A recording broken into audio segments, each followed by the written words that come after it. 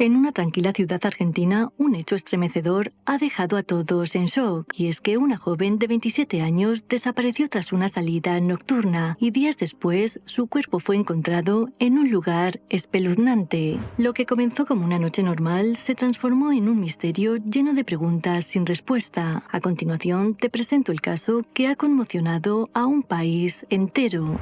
Bienvenidos a este canal donde hablo de casos reales. Mi nombre es Marta y antes de empezar os pido que os suscribáis y que activéis la campanita para que YouTube os avise cada vez que suba contenido. Y si lo que cuento os parece interesante, dejadme un bonito like porque no sabéis lo mucho que me estaríais apoyando con este gesto. Bueno, pues hoy voy a hablar de un caso que ha ocurrido hace muy pocos días en Argentina y aunque el sospechoso ya está arrestado, todavía faltan muchos datos por esclarecer. Así que dicho esto, no me enrollo más y empezamos.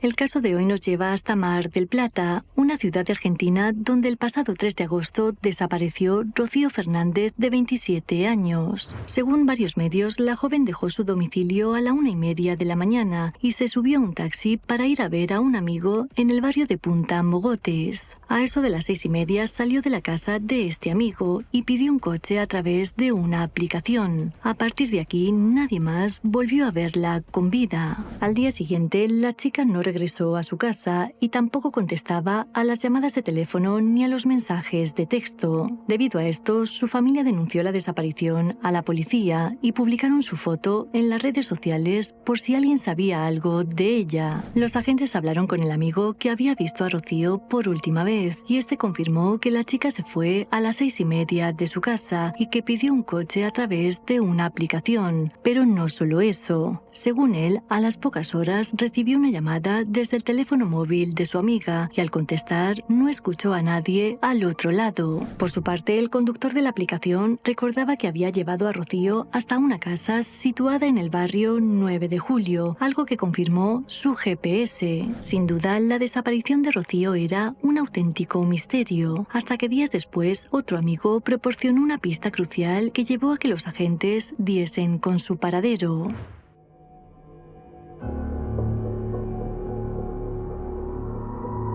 La mañana del 7 de agosto, un amigo de Rocío se puso en contacto con su madre para decirle algo inquietante. El chico le contó que horas antes de la desaparición, Rocío le envió un mensaje en el que le daba una dirección donde iba a estar esa noche y que lo hacía por si le pasaba algo. El fiscal Fernando Belingeri contó durante una entrevista por qué el chico tardó tanto en dar a conocer este mensaje. Y bueno, se hizo el trabajo normal de una averiguación de paradero. Hasta que en el día de ayer, precisamente por la mañana, un amigo de Rocío manifiesta haber recibido el sábado al mediodía un mensaje en el que ella le daba una ubicación por si pasaba algo, por si la necesitaban o lo que fuera. El muchacho no le dio mayor trascendencia, pero cuando ya el martes se hizo público que no aparecía Rocío, ahí se preocupó, ahí recién advirtió el tema y le mandó esta información a la familia. La familia se la pasó obviamente al personal policial y bueno, en esa ubicación precisamente es donde terminamos encontrando el cadáver de Rocío. Tras hablar con este amigo, la madre de Rocío inmediatamente se puso en contacto con los investigadores que llevaban el caso para darles la dirección del mensaje, que por cierto estaba en el barrio 9 de Julio. Los agentes fueron hasta la casa con una orden de allanamiento, pero ahí no encontraron nada. Fueron los propios vecinos quienes indicaron a los investigadores que en la casa de al lado vivía un hombre llamado Guillermo Vicente que estaba relacionado con la venta de sustancias y que por allí solían pasar muchas mujeres. Gracias a esto, los agentes entraron en esa vivienda y tras una revisión encontraron dentro de una heladera el cuerpo sin vida de una mujer que posteriormente fue identificada por sus tatuajes como Rocío Fernández. Bueno, en el momento que está el personal policial en el lugar, se hizo un allanamiento en urgencia, siempre con la idea de que esto se trataba de una averiguación de paradero.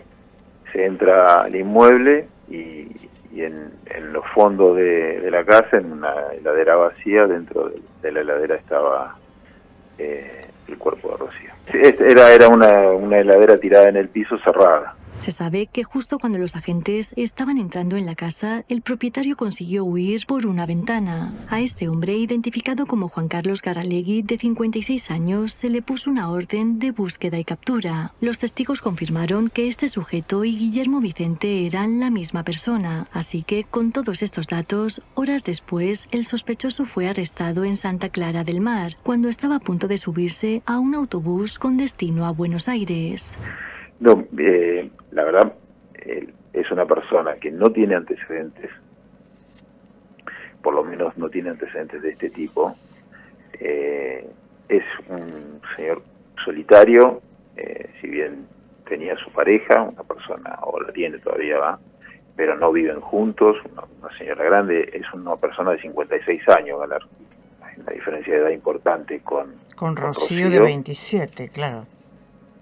Y después de su vida personal no hay mucho más movimiento. En alguna época ha sido verdulero, tenía puestos de venta de verduras, ahora era una especie de buscavida, digamos, arreglaba cosas, un solitario.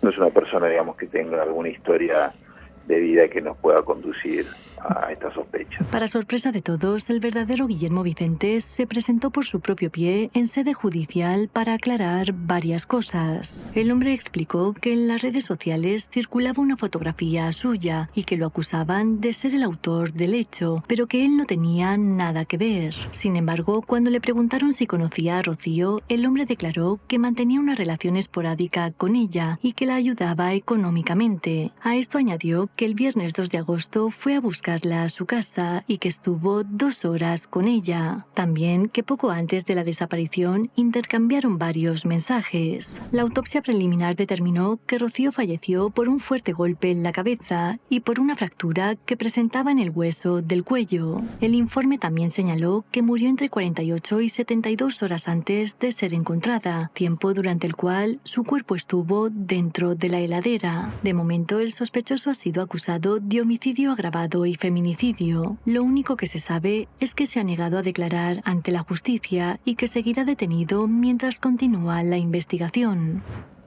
No, hasta el momento del hallazgo del cuerpo nosotros no teníamos ninguna información de un vínculo.